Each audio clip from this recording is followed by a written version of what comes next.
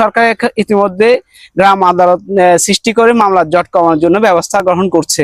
মামলা মিথ্যা সত্য যাচাই করে মামলা করা হয় না। প্রিয় দর্শক, আসসালামু আলাইকুম। আশা করি সবাই ভালো আছে। প্রতিবার নেই চলে আসলাম ভিন্ন একটি আয়োজন নিয়ে। আজ আমরা কথা বলবো ঘরে ঘরে আতঙ্কের নাম মামলা। মামলা নাকি ন্যায় বিচার পাওয়ার পথ, নাকি সাধারণ মানুষের জন্য এক ভয়ঙ্কর হয়রানি, নাকি অস্ত্র?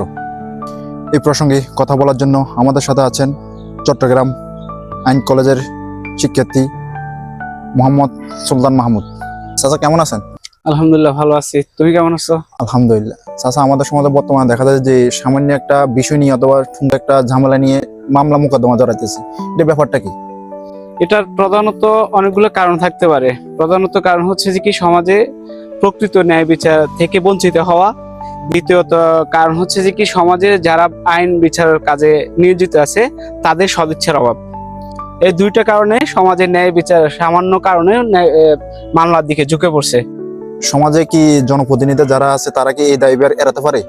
না, তারা কোনোভাবেই এই দায়ভার এড়াতে পারে না। তাদের সদিচ্ছার অভাব, তাদের দুর্নীতিপরায়ণ হওয়া, কারো কাছ থেকে অধিক টাকা খেয়ে তারা ন্যায় বিচার প্রাপ্তি থেকে বিরত থাকার কারণেই তারা সমাজে সামান্য কারণে মামলার দিকে মানুষের ঝুঁকে পড়ছে।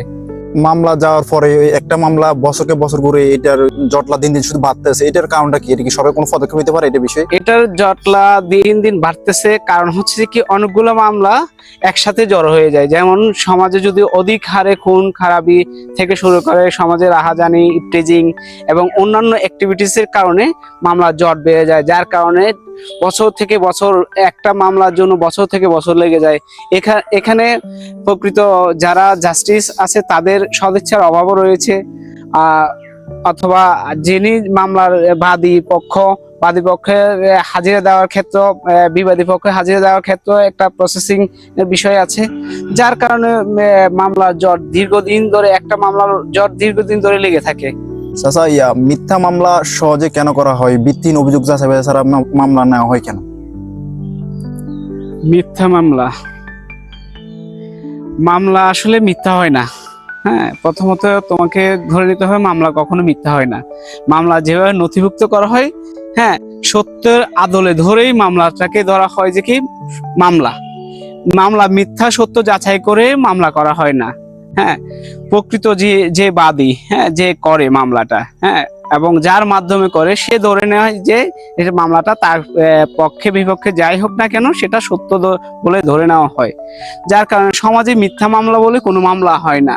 প্রকৃত, হ্যাঁ, অপরাধের ক্ষেত্র বিশেষে সেটা বাদী বিবাদী মিলেই মনে করে যে কি তার পক্ষে মিথ্যা মামলা দায়ের করা হয়েছে।